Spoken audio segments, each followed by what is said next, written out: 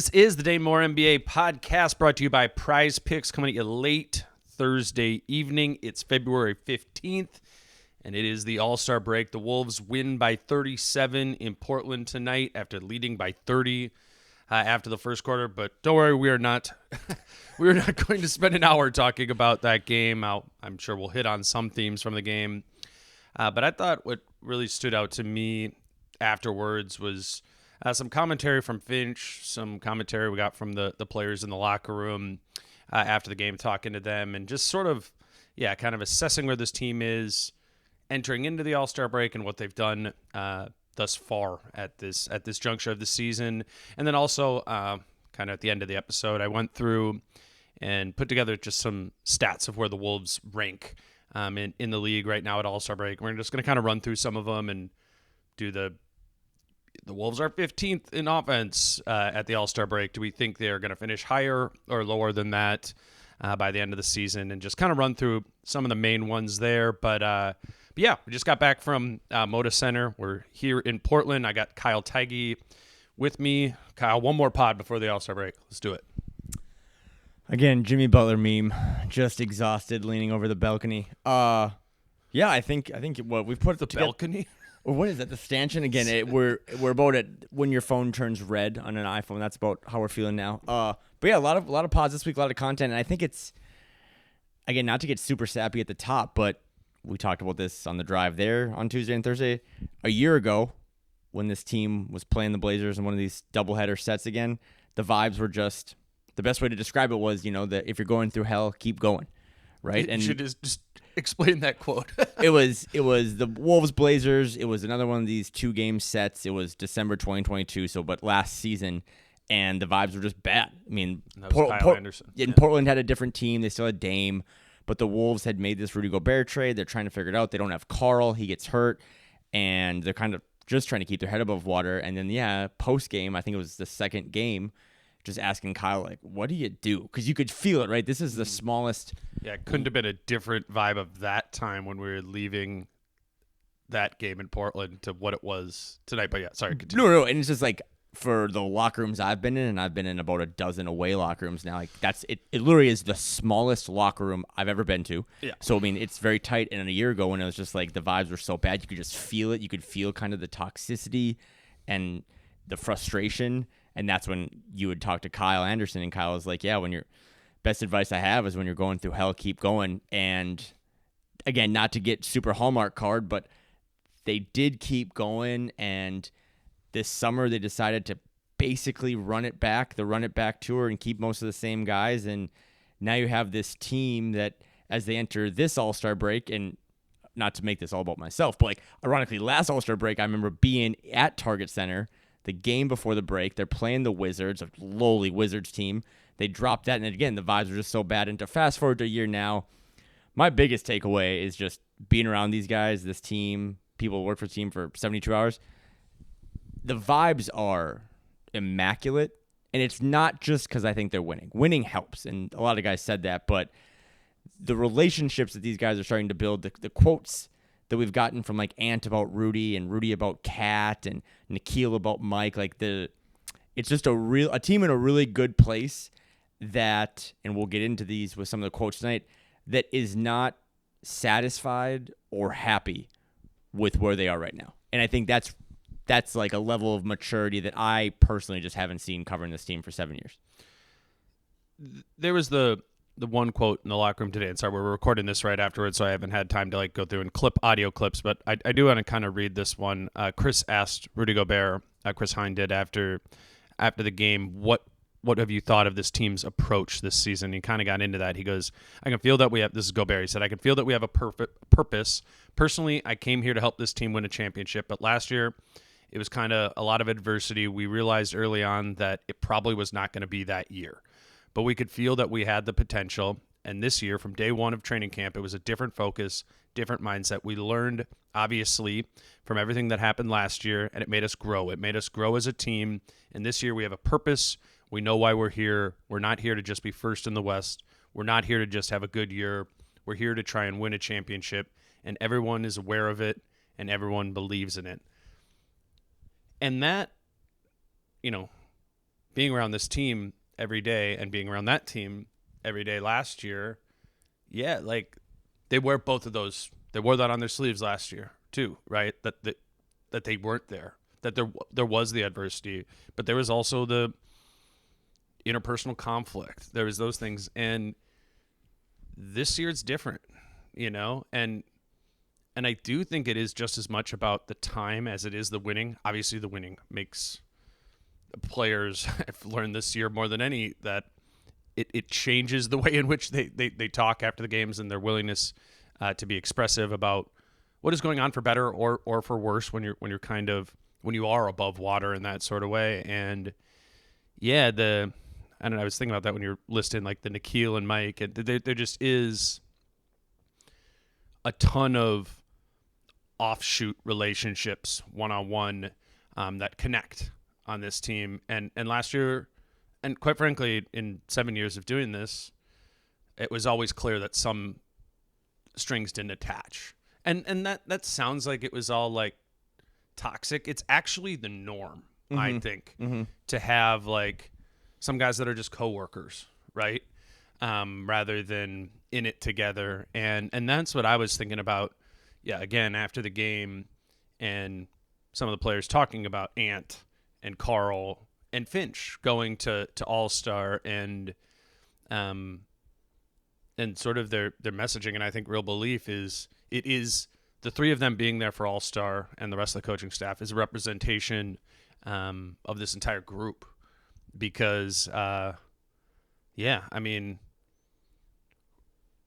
Carl isn't what Carl is this year without Rudy, as Rudy isn't what Rudy is without Carl and Ant. And, it does all connect. We see that on the floor every night, but probably the small extra bit of insight that we can provide is it shows up in a way different than I've seen in, for sure, any Wolves team I've ever covered, but it's probably rare in general across the NBA. The not only communal way in which they are interacting with each other, but just and also professionalism. Like they're a serious team too. The second quarter was all that serious tonight, but in the aggregate, when you look back at over the course of this season, they are a serious team, and that has to do, I think, a lot with what happens off the floor, almost as much as what happens on the floor. Yeah, I'm a big proponent of the phrase "be where your feet are," and I've been lucky enough this week to just kind of have my feet entrenched around this team, and listen, like I consume everything that you and Chris and Jason, John, and Britt and stuff do, but to be around it, like Dane has tweeted out so many good quotes that we've gotten post game and pre game, and talking to Finch, talking to the players, and you could be a pessimist or just like, oh, whatever, that's cheesy or whatever. They're just saying that. But when you're just kind of there, I'm just standing next to like 7'2" Rudy Gobert, and to see how much him and Carl like have bonded, two guys that 24 months ago were probably enemies as they were like fighting for not only, a place in player rankings or two centers, but like money and wins and all this stuff. And just to see how galvanized this team is, you made some comment earlier about how everything is just different. Well, the one thing that's not different is the roster or the coaching staff. It's all the same people. Yeah, that's a good point. Yeah. You know what I mean? And that's, again, something so new to me, because as a sports fan in general, forget the Timberwolves, or forget NBA. It's just when you follow a team that's your favorite sports team, if things don't work, you usually okay, off season, what are we going to do? This change. And this team, for whatever reason, at the top, the middle, and the bottom, thought we don't really need to change the recipe. We don't even really need to change the ingredients. We just got to, my wife bakes all the time. We just got to bake it again. And let's just see, give it a little more time, let it rest a little more. And it's been really cool. And not to make this just, again, one big Dr. Phil session, but, Finch was pretty open pre and post game on Tuesday and Thursday, acknowledging and telling us, at shoot around, we know this is a trap game. And, I've never really heard a coach say that, being so upfront, kind of being hey, we know this team that we're about to play for the next two games is bad. And when we play bad teams historically, we play bad. And yeah, you can point to a second quarter lull tonight or whatever, but everyone, you and I spent all Valentine's days, sadly, just watching League Pass in sweats. And there were so many teams that are just ready for Christmas break to kick in and to be the last game on the schedule. I mean, there are people celebrating All-Star Weekend. Carl was joking about this pregame, right? There are people in Indianapolis doing events and marketing things, and the Wolves hadn't even tipped off yet. Like they got you know Finch is coaching practice at 9 a.m. tomorrow. I just need people to understand how disgusting that is, because it is. I looked it up. The 2 planes took off from, if you care about this stuff, from Portland tonight. One brings the Wolves back home, and then the other brings this large contingent of Finch and Luka Garza and Carl and some Blazer people all to Indianapolis. It doesn't arrive till 5:30 a.m. Like, yeah, man, I know they're flying like chartered flights in first class, but Finch has to get up, do his hair again. It was looking great all week, and then like coach All-Star. That's brutal. So. Yeah, for them to know that, like, we're so close, we could just let go of the rope for a little week. No one's going to really care. We can pick it up later. They kicked the shit out of the Blazers in 2 games. And, you know, again, there's those little moments where they kind of let go of the rope. But 45-15, I know we weren't going to talk about it too much, but 45-15 in that first quarter, it's another statement. They came out and when they're good and they're playing like that, it does allow you to creep into, like, how far can this thing go? And now the challenge is, and I asked Finch about this post-game, is like, they're so good right now. They're riding high. They're like 1.5 games up in the West, second best record in the league. You've been doing this for 3 months now. How do you make sure that when the guys come back, there is that, as Finch said, laser focus, right? Rudy said the same thing. He's like, the goal is to win a championship. Carl said, like, we're not just happy winning games. Like, this is just a point. This isn't. I don't think Ant even knows where they are in the standings. That's no clue what true. The record is. Because Chris Hine asked him after the game, he's like, "Well, how important is the 1 seed to you?" And Ant's just like, "I don't know." Like, I just kind of like, Ant probably doesn't have the ESPN app or check the standings, but no, I mean, you couldn't have asked for anything more. I still think no matter what the talent level difference is between 2 teams, these back-to-back games in the same city are a little difficult. I think historically you do see teams split most of the time. And of all the nights in the 35 years of the Minnesota Timberwolves, tonight just seemed like the night that they all could have had one foot. I mean, I think, not to put Leonard Miller under the bus, but Leonard Miller, I think, is going to Cabo for the first time. Like, he could have just been mentally in Cabo, like the Milwaukee Bucks were tonight. And they found a way. They slipped up a little bit in the second, but then they, again, just flexed on them and did the same thing. Finch said, our defense travels, and we're going to need it again as we plow through March and get into playoff season. So really impressive performance. 2 franchises that 12 months ago were, you know, completely different positions in the Western Conference hierarchy. And it's commendable to the coaching staff that gets to go to Indianapolis, to the star players that get to go to Indianapolis, to Rudy Gobert, to Mike Conley that just get to go rest for a week. What is it, 39-16? I don't know the last time I've ever thought. I don't know if the Minnesota Timberwolves have ever been 23 games over 500 in my life. I had a thought when Daishen Nix checked into the game with like 5 minutes to go in the fourth quarter and the Wolves were up by 30-something. Not a thought. I actually looked it up on Basketball Reference. I was like, what was Houston's record last season when Daishen Nix played for Houston? And he actually played a lot for them, but they're 22-60. And I was like, he could be on a team. After having been on a team that lost 60 games, he could be on a team this year that wins 60 games. That is very much within the realm of possibilities for this team this season. Just because we're kind of hitting on all the quotes right now, we'll just do this in the first segment. I want to do the one that really, what stood out to me most in this game was, you know, if I was looking for actual basketball things, it was Carl's defense. Yep.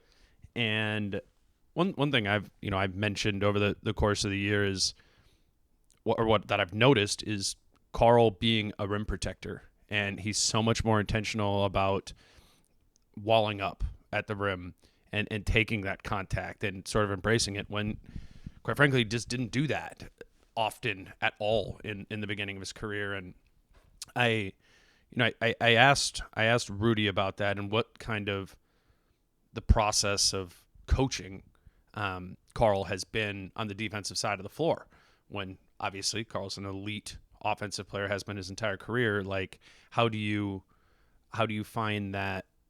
How have you helped him elevate his game defensively? I thought it was just a really, really cool quote that I wasn't expecting. He said, I think it's just about being honest. I think throughout his career, I don't think he had somebody that really told him, like, yo, what the fuck are you doing? He did say sorry for cursing. But he said, just like I need him to tell me when I'm not doing what I'm supposed to do. And I think because he wants to win and I want to win, we're able to have that relationship together where we don't take it personal and we're just able to talk to one another and push one another and challenge one another. The day I got traded here, I knew that was one of the main goals of mine, to challenge Cat to be even more of a winning player. And he took that challenge. It's fun, man. I'm really grateful for that. And once again, the goal is to win a championship. A lot of people doubt us. A lot of people don't believe in us. And that's the beauty of it, too. We believe in ourselves. We believe in one another. And we truly believe that we can write our own story. It's like, damn, Rudy. That's on point. I mean, I think I've talked about this on the pod over the years.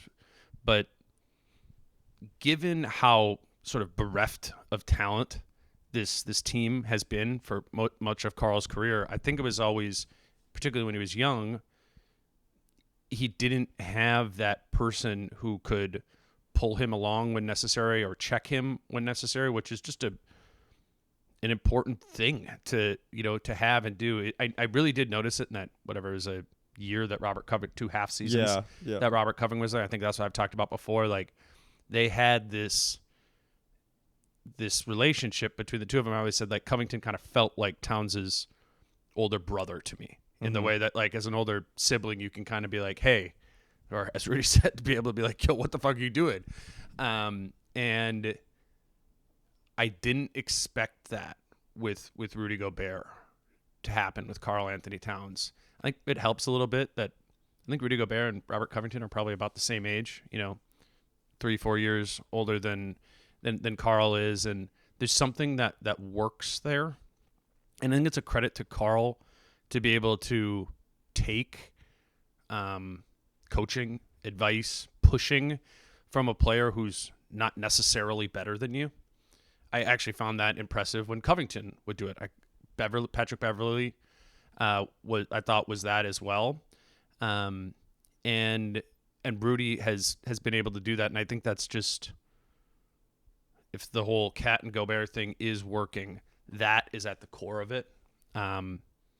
Is the interplay between the two of them, but particularly Karl's willingness, after having been, the face of the franchise for as long as he has been, not only to cede some stardom to Ant, but to also be receptive to coaching and being pushed by Rudy Gobert, and simultaneously pushing Rudy on the other side of it. I don't know. I mean, I think sometimes I don't pour praise on Karl that often. I think there's elements of his game that are frustrating, erratic, and all that. But I do find myself this season like trying to check that in myself and be like, yeah, that still happens. Happened tonight. Happened in these 2 Portland games where Karl was up and down. But to be able to accept constructive criticism and coaching and being put in roles that he needs to be. I mean, when I asked Finch about it after the game, he was like, this defense does not work if Karl doesn't do it. Yeah, that was good. And they have worked together, and Karl has accepted that to be able to, to be that, and that the Wolves are in first place at the All-Star break in the Western Conference is a credit to that stuff happening as much as anything. Simply put, I don't think I've ever been more wrong about a player than Rudy Gobert. And we battle back and forth all the time. Was chicken or egg? Was he healthy? Was he injured last year? Did he not trust his teammates? Whatever. I think, and I just love this about sports. I'm not the numbers guy. I'm not like the advanced stats guy. I like the personal growth, like the storytelling. We were driving home tonight and we're like, what are we doing? Like with what we do this. It's like we're kind of telling some story. And it is the story, again, of it's the same team and the same coaching staff and the training staff. It's all the same people that just, you're so used to in pro sports when one thing goes wrong that someone demands a trade or you blow it all up, and it's been cool to watch the same guys that maybe didn't like each other, that punched each other in public, and now to know that, like, I think Rudy and Kyle are hanging out over the All-Star break. So it's just been a really cool dynamic, and a lot of it, I mean, you could pick anyone and probably win an argument, but I do think a lot of it, credit goes to Rudy Gobert, who is one of the vets on this team. There's only 3 or 4 guys on the whole roster that are north of 30, and for him to kind of have that big brother relationship with Karl, like you said, Karl's best time in the league probably prior to now was when he had that big brother figure like a Robert Covington who probably told him at times what he didn't want to hear but needed to hear. And that's what Rudy said again tonight. And I think that same mentality is throughout the team, right? Like Mike Conley 48 hours ago was joking with us that, like, sometimes he's got to tell Ant, like, I know you don't want to hear this, but you got to toughen up and play tonight. And what was really interesting tonight's game, and this is the last time I'm going to think about it for the rest of my life, is that when the rope started to slip a little bit, the guy who, I mean, you would not have thought that Anthony Edwards would have been the most mature player on the team to, like, re-grab the rope. And that's what he did tonight. Like, it was Nikhil on Tuesday. It was Ant tonight with one foot on his way to Indianapolis that said, no, I'm going to pull this back and kind of go for the kill shot. And he did it. So, again, to kind of sum up as far as we've gotten here, vibes are great. Team is gelling. The challenge, again, I don't want to say it's not all roses, but the challenge will be to bottle this up, whatever this is. You know, top-rated defense, offense is now. Well, it's back playing as well as they were at the beginning of the season. That's what I think this is right now.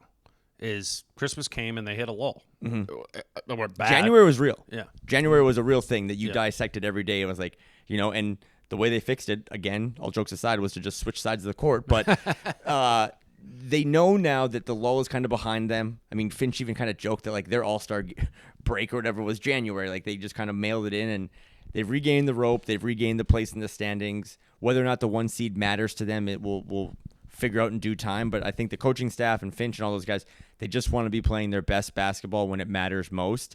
And the trajectory, as we sit here on February 15th, with still 2 months to go, is aiming in that direction of, you know, on the other side of the All-Star break, 7 games at home. Some of these guys are going to be home for the next 3 weeks. That sounds like a benefit. It could also be a challenge, like Finch said. Like, you got a lot of other stuff around that can distract you.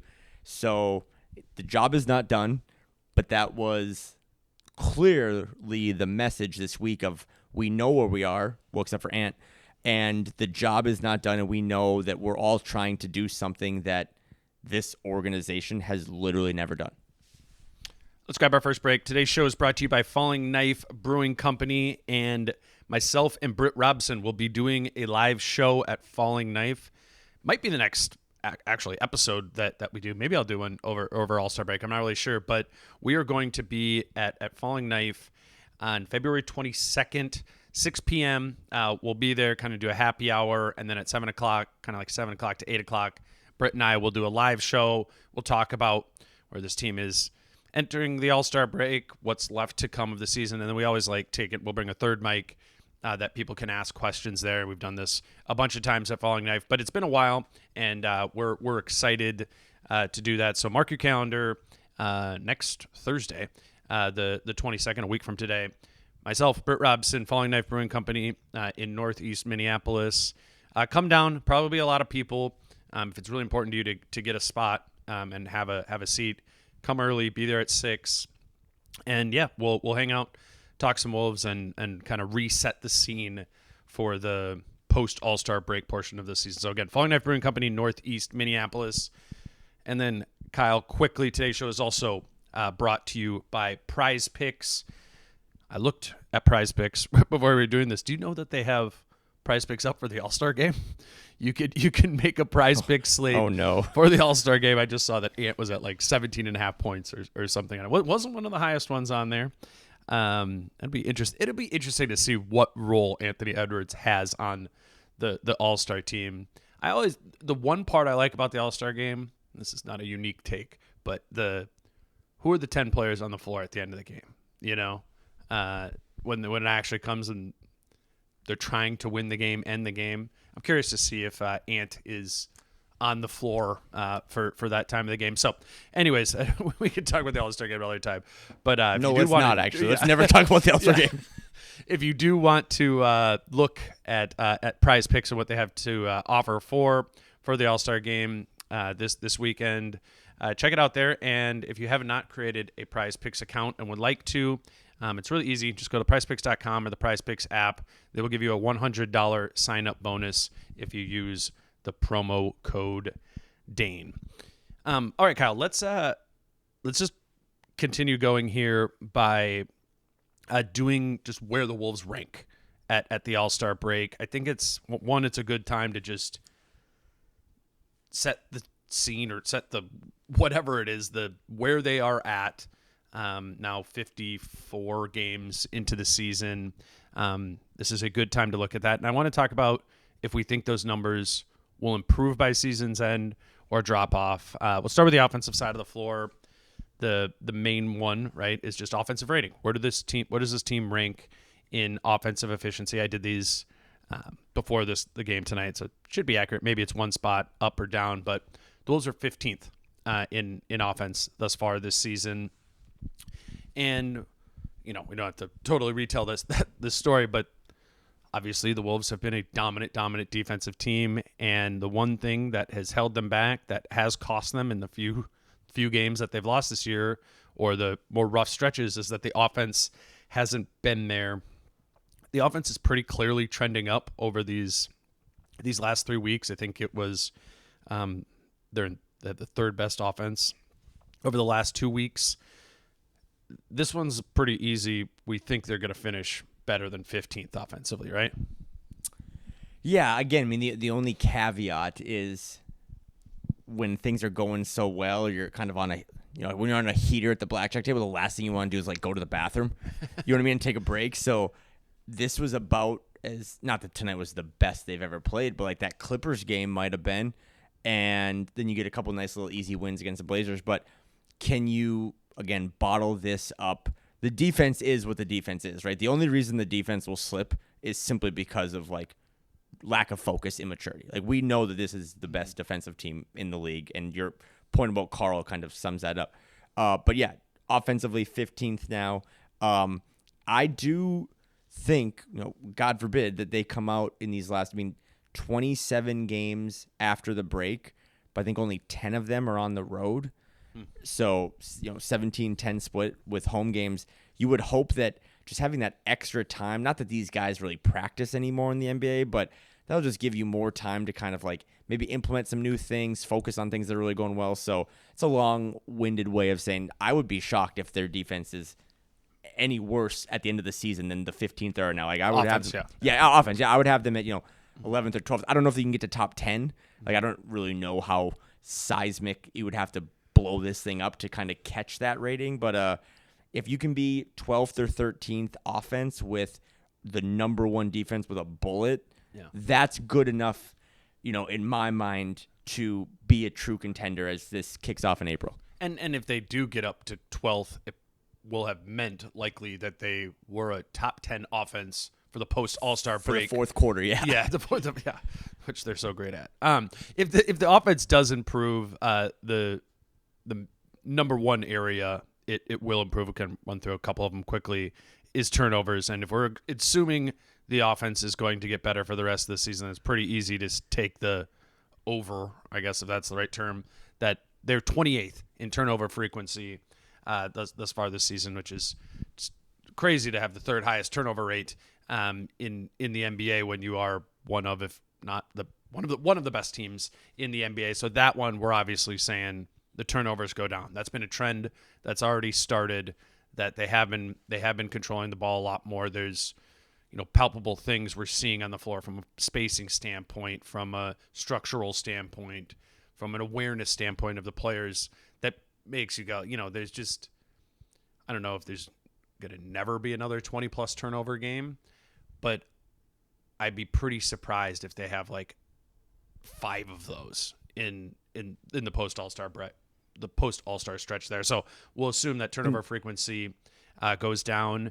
And then I think the other main area that is the quote-unquote low-hanging fruit for them is offensive rebounding on the offensive side of the floor. They're 20th in offensive rebound rate thus far this season, the frequency with which they get offensive rebounds.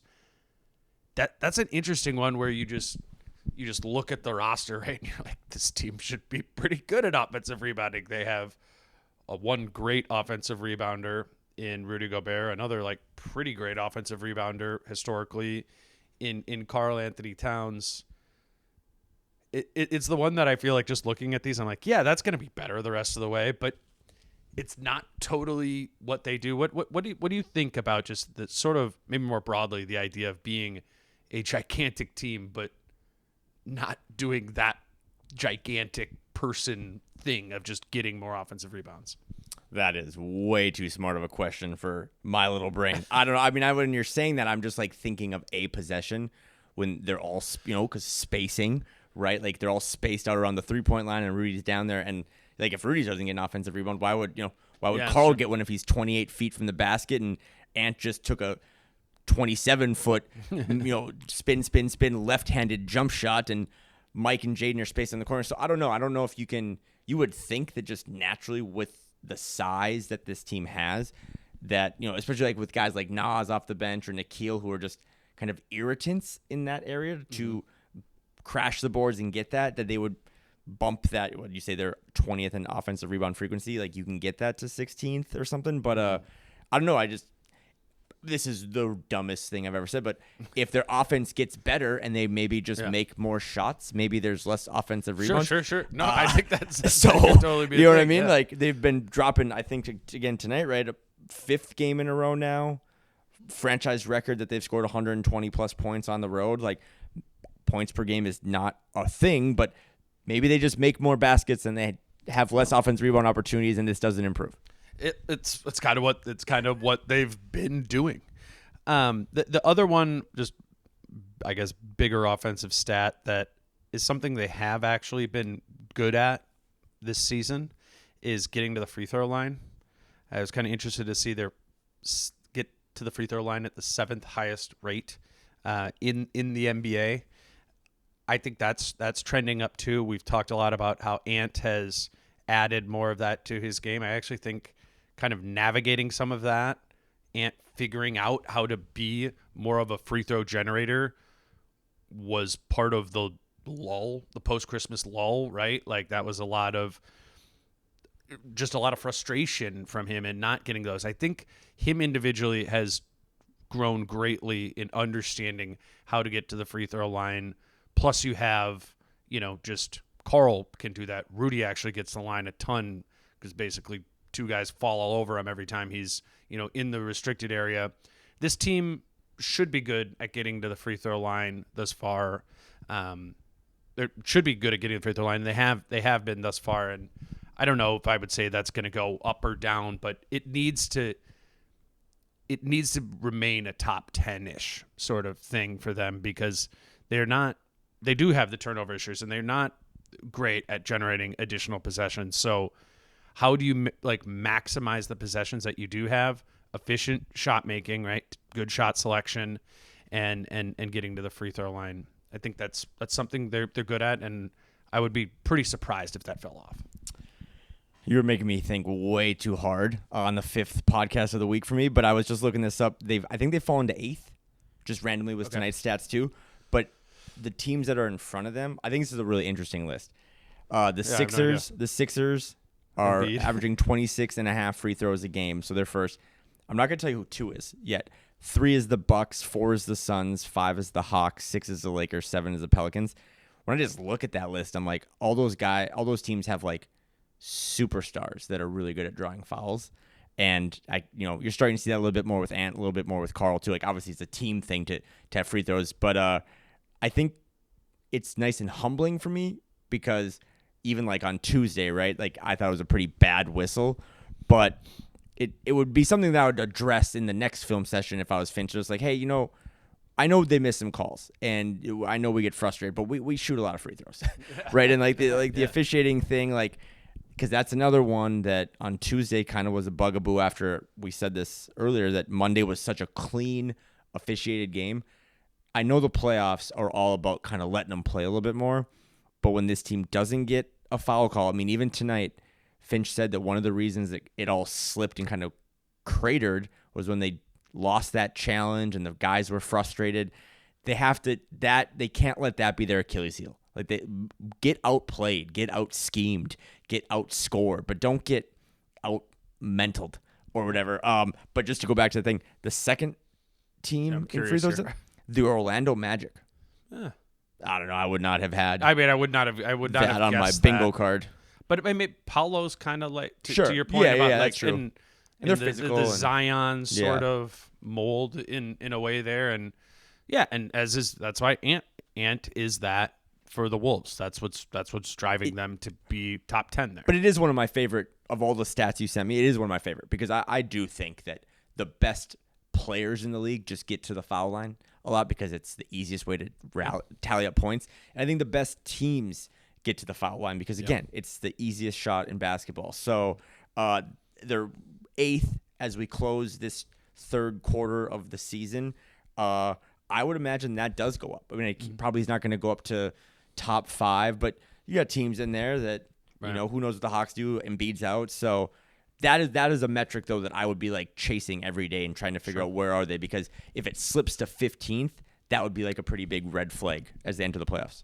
We're just saying better for all the offensive things, but I think that is the offense is coming around, right? Like that's just my honest assessment of it. Is we've been talking about, can this team turn a corner offensively for 2 months now, and it does seem in the last 10 games that finally that's here, and it's not feels like more than a blip. And at the end of the day, finally getting to your offense to where it needs to be is incrementally improving these stats that increase your possessions and increase your efficiency. You have something? Well, as you say, on the one stat of all those we talked about, because we were all like prize picking more. Yeah. The one that would bet my life on that does improve is that turnover frequency. For sure. And one additional thought from tonight's game, the player who probably needs the All-Star break the most is Monty Morris. Like, like they didn't pay anything to really get him, but I do think Finch looks at him as a really important piece down the stretch. I mean, they've been trying to get Mike Conley to play a little less minutes and maybe cap that at a 30-ish, but he just looked out of sorts tonight. Probably needs a week to just get in shape again. They tried him with different rotations. I mean, he played a little bit. Remember what happened with Mike Conley last year too, right? Well, I was sitting next to Horton all night. He said the guy that really benefited from the All-Star break last year was Nikhil, because Nikhil came in and it didn't really look good. I mean, Finch said pregame, Nikhil was we got to find that quote at some point. Nikhil came into this team a year ago and was like broken. Yeah. And he used that All-Star break. He stuck around in Minneapolis. He made himself home, was in the gym every day, and kind of came out of that All-Star break and was humming. So I hope that Monty Morris is a small piece of this, but they need Monty Morris in that second unit to help lower the turnovers, to help get these guys, to be another DD for this roster. And I can't believe I just went 5 minutes on Monty Morris, but I think he having a week and a half, a couple weeks at home would be big, because that's another one. So turnover frequency should hopefully improve with him in the fold. And this one's less about are they going to be better or worse than, but I think it's just worth kind of saying where they're at from a shooting standpoint. Going into the All-Star break, they are third in the NBA, not third. They're second in the NBA in three-point percentage. They were tied with the Clippers going into this game tonight, and they shot 40.3% from three on the season. They shot 37% tonight, so it goes down a little bit. The Clippers didn't play.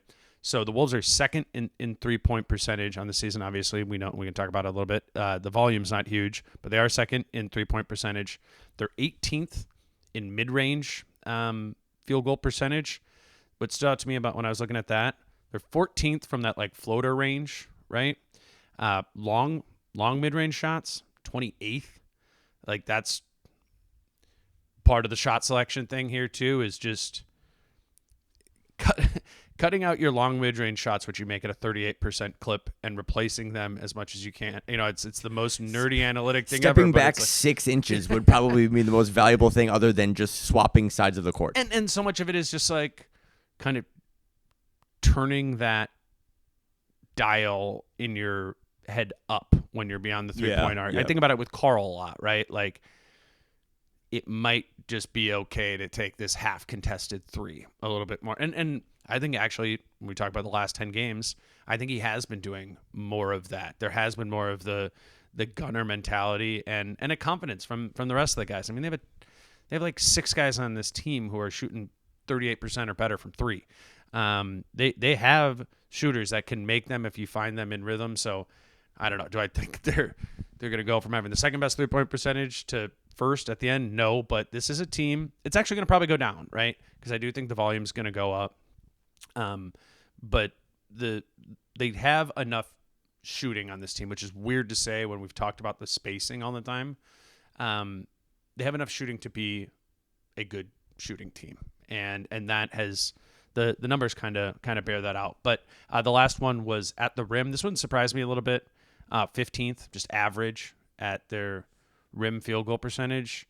That's for sure an area that I would say can and should get better. Just Rudy Gobert, Anthony Edwards, Karl Anthony Towns, all 3 of those guys can score dynamically at the basket.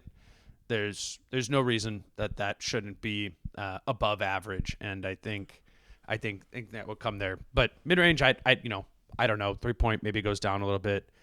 I'd like to see that kind of as much as anything. Be the big team, not just like you got the 2 centers, but Ant is big too, forceful.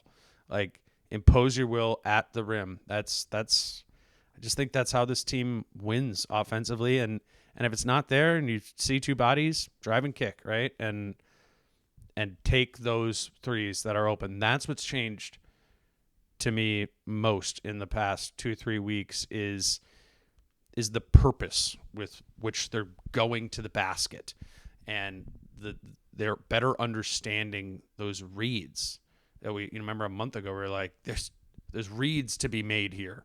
It's not just structured play sets that are like pick screen, this guy takes a shot, like, and that's coming around, and as it comes around, I think where you probably see that most is at the basket.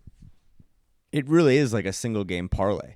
You know what I mean? Like to the long mid-range thing, if everyone just takes a half step back, right, and embraces shooting more threes, but now you have a team that is second in 3-point percentage, and they're taking more threes, and the spacing's a little better, then yeah, you would just imagine as part of this single game parlay that there's more space for guys like Carl, guys like Ant, to attack the rim, to get to the rim, and not have to worry about so many bodies. I mean, the spacing 3-4 weeks ago, the whole month of January, was terrible.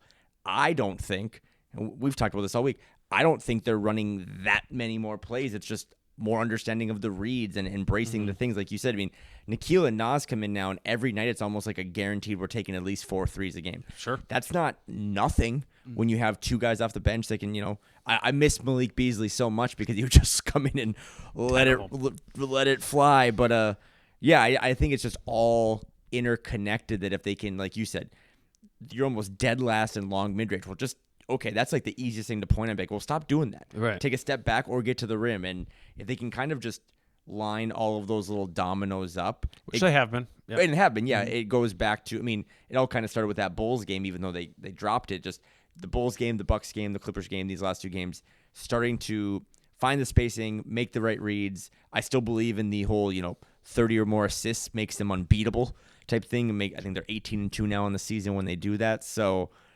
it's all interconnected. It's all part of this bigger formula. But a lot of these offensive stats, I know we were kind of optimistic there, but there's so much meat on the bone for this offense to just get better because they have so many good offensive players. Let's grab another break quick and then hit on the defense and just some final thoughts before our All-Star break. Back with Kyle here in a couple minutes. All right, Kyle. As we did on the offensive side of the ball, just as a way of kind of talking about where the defense is entering the All-Star break, let's talk about where they rank in some key categories. Obviously, everyone knows the Wolves have been the number 1 defense in the league all season. Doesn't really seem like that's going to slip away. I know Cleveland's making a push. They've been great defensively for the past few months, but the Wolves were at 108.8 and Cleveland's at 111.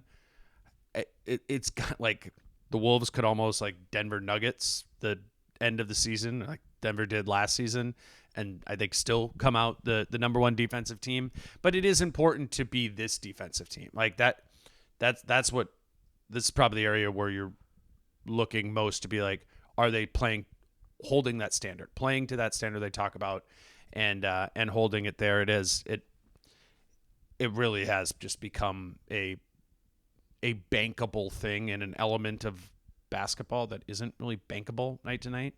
Defensive execution and effort, and obviously so much of that has to do with Gobert and the intention they bring there. But yeah, this is the best defensive team in the league, and I'd be shocked if that's not where it ends this season. Yeah, and the defense being first, again, with a bullet, almost 3 points better than Cleveland, who's at second, is kind of emphasized by all the fluffy shit we talked about for the first 15 minutes of this pod. It's effort, right? I mean, not to take you behind the scenes here, but no one wanted to cover this game and do a podcast less than I did today. I mean, it's like you're just worn down. You're like, I just want a break. I just want to, I just want that Christmas vacation to just kind of chill. And for them to kind of bring it every night, I know it sounds cliche, but it really is their identity. And I still can't think of a Timberwolves team of the past that's really had a true identity. Finch is a sicko in the fact that he likes playing road games because he knows that their defense now just is a carry-on bag for them. They bring it everywhere they go. And there's something to me as a basketball, not purist, but fan, that I think being a really good defensive team would be something I would hate to go against as an opponent more than like a really good offensive team. Yeah. Because an offensive team, it's like bet, challenge accepted. Like, I'm going to try to outscore you. A defensive team is like you're just looking at pushing a rock uphill. And I mean, I don't know how That's what the Clippers game looked like, right? For the Clippers. Yeah, it's like this anaconda of just strangling your opponent. I mean, even tonight when the Wolves would go on these scoring binges to kind of knock the Blazers out, it was led by their defense. It was stop, stop, stop, then bucket, bucket, bucket. And I would be shocked if the defense slips. I don't really care if it slips to 2 or 3. I mean, who knows how that all works out. But that is going to be the thing that, for the first time in 20 years, potentially allows them to win a playoff series. Is can they play this level of defense when the lights are the brightest and it's amplified in April and May against teams that are really scouting you and really trying to find, that GOAT path in the movie 300.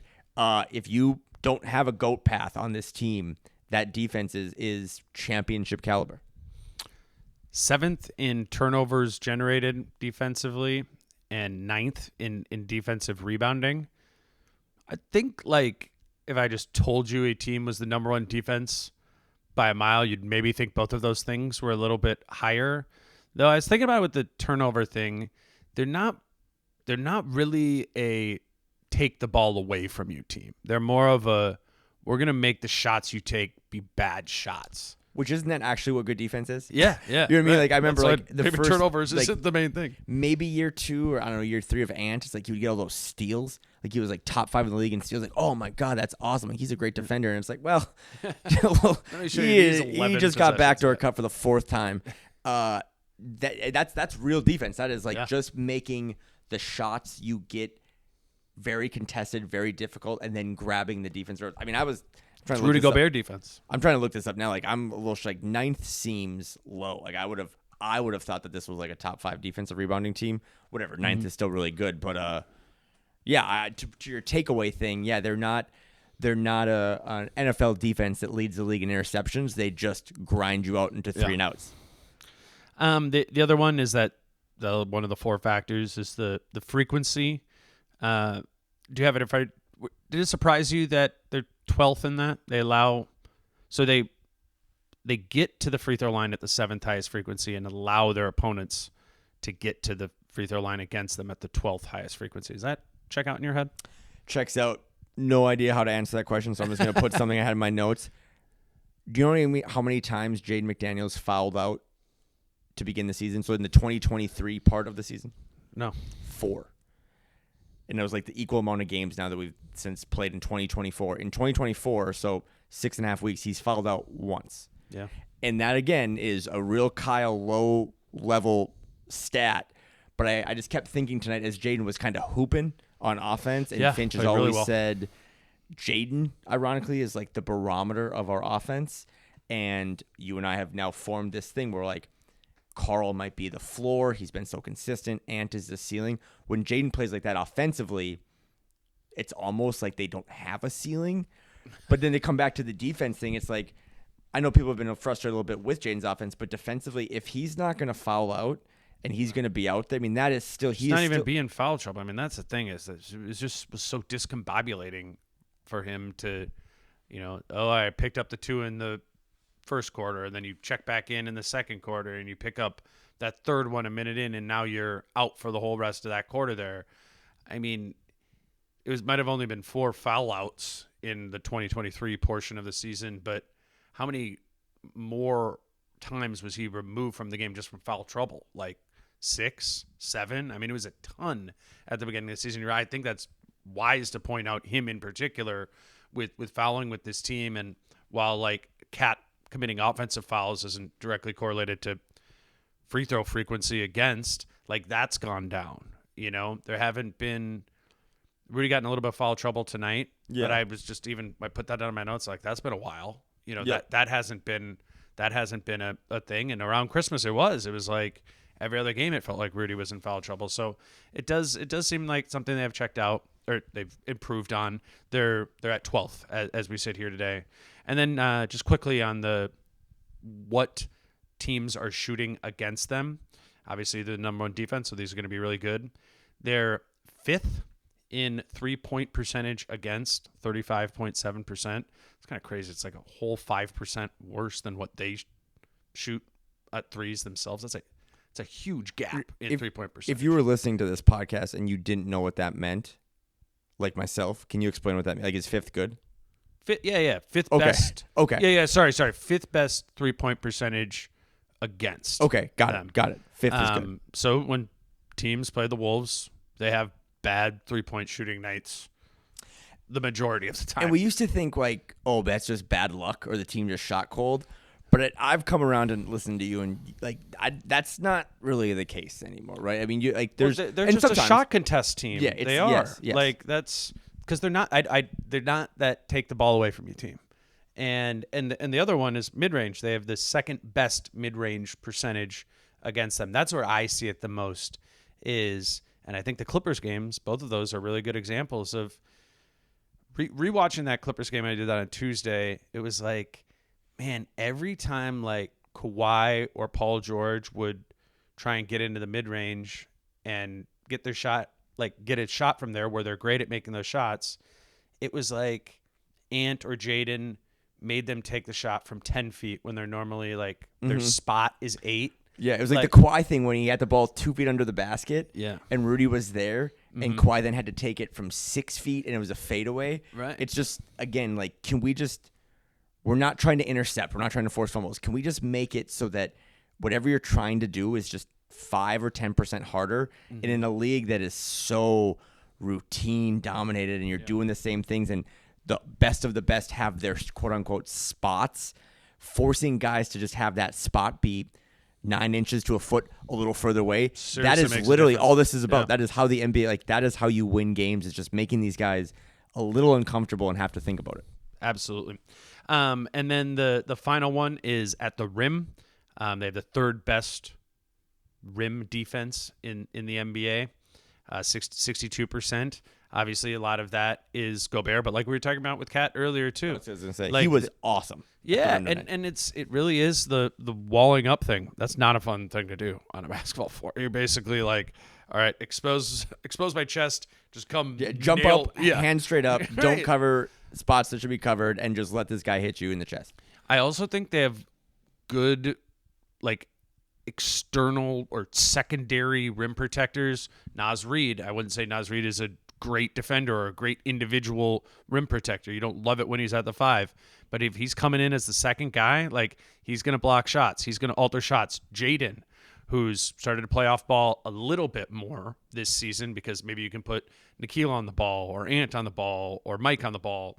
That's an additional rim protector. Ant is a rim protector himself at times too. So, well, I think most people would look at like, oh, the Wolves have one of the best, field goal percentages against at the rim. That's Rudy Gobert.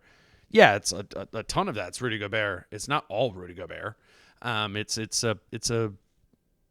a defense as a whole that they don't pursuit. That's the word I always use. Like, and when they are pursuing at a high level, they are altering shots at a high level, and in turn, the opponent's field goal percentage goes down. That's obviously been reflected thus far this season. It's pretty impressive to be top 5 in 3-point percentage against, mid-range percentage against, and rim defense percentage against. We talk a lot about 3-level scorers. Like the Wolves are 3-level defenders. They allow a lot of mid-range shots, but even those, they do a really good job of contesting. So that's where the Wolves rank defensively. Ran through those offense and defense.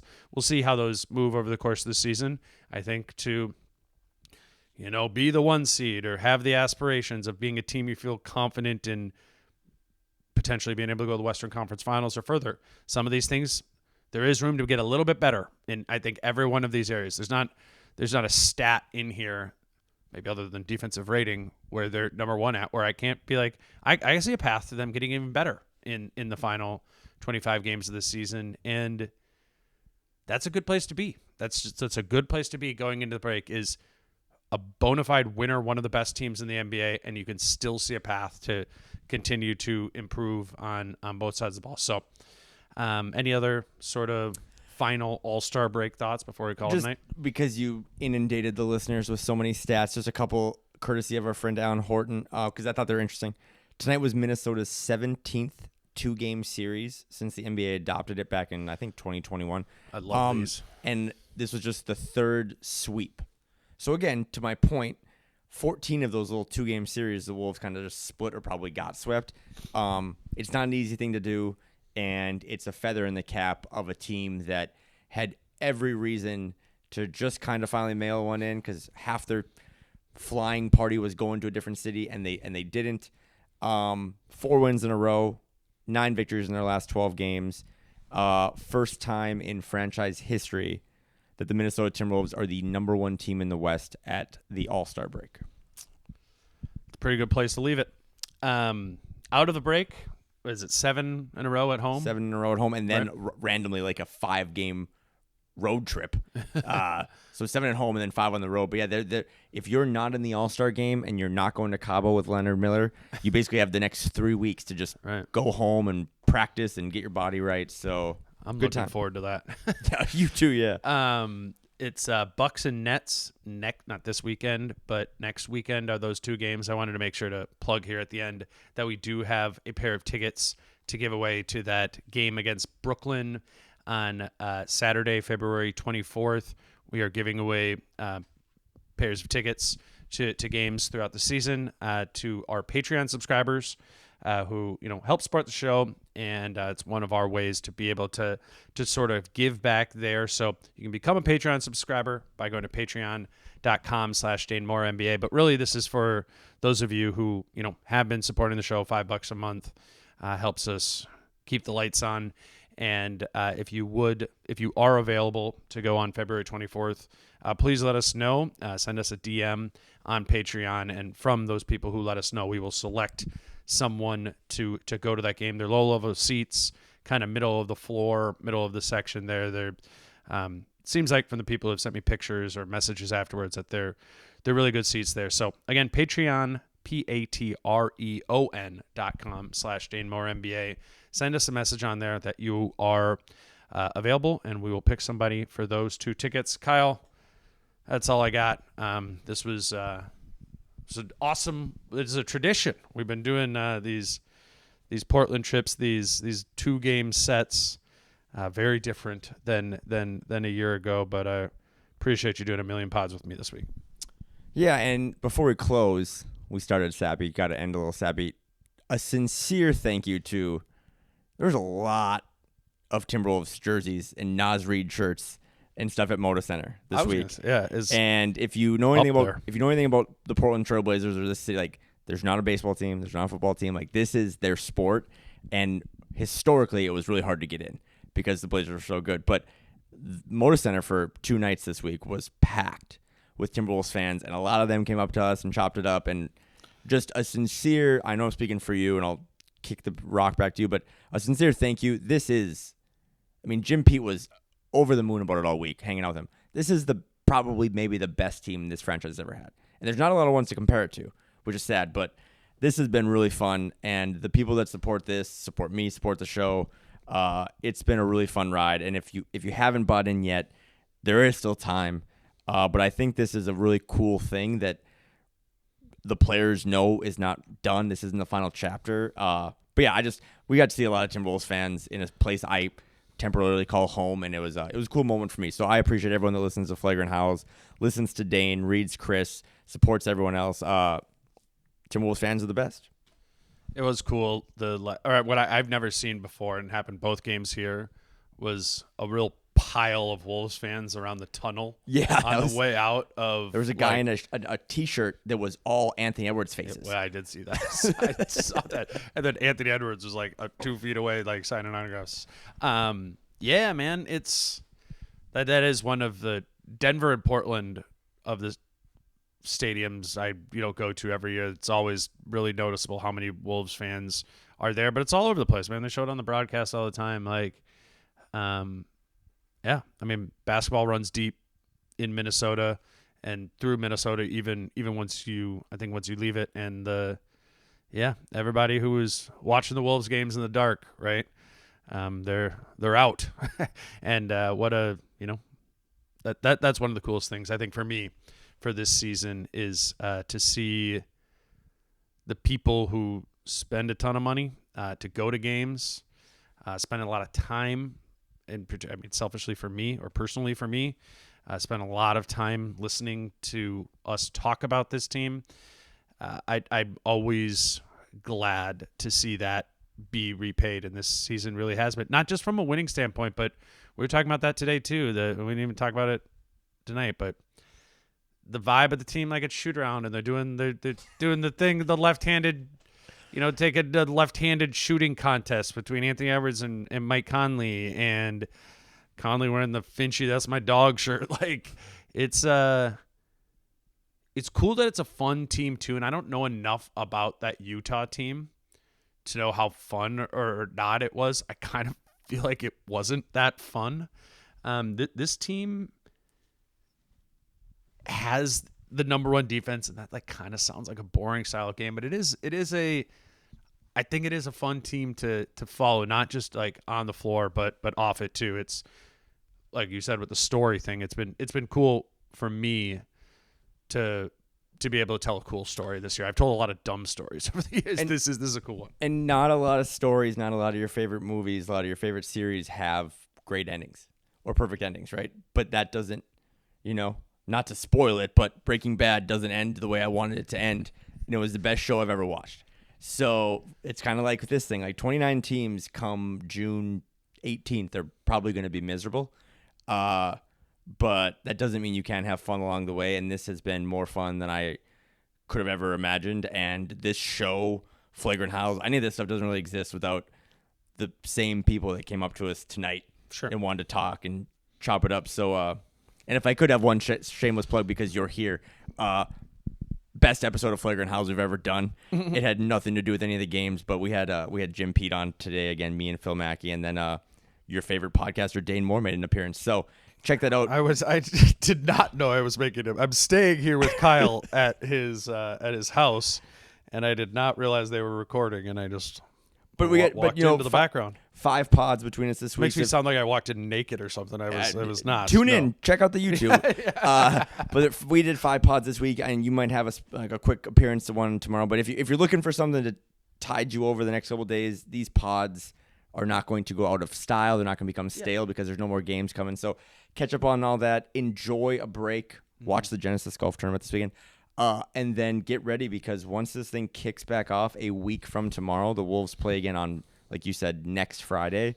It's the final 25% of a marathon. Sure. And then it's going to be, I mean, I do get chills thinking about what Target Center was like during that Grizzlies series and during that Nuggets series. And I would be shocked if it's not amplified by a multiplier of 10 this year when the team is like, we're actually good. Right. We got some stuff we can hang our hat on. So thanks to everyone that supports us. You're the best, and enjoy the break. Enjoy the break. I am not sure if I think maybe Jason and I will record on like Tuesday or Wednesday next week. But for sure, that show at Falling Knife. So whether it's I talked to you with the episode with Jace early in the week, or if it's just at Falling Knife with Britt, again, appreciate you listening. And yeah, check out Kyle's stuff over at Flagrant House with Score North. And thank you for listening to all these episodes this week. Until the end of All-Star break, he's Kyle Theige. I'm Dane Moore. Peace out. How I'm feeling, man, I hope it never stop, yeah. Green and hot so you can find me in the crowd, yeah, yeah. Don't let standards ever bring you down, yeah.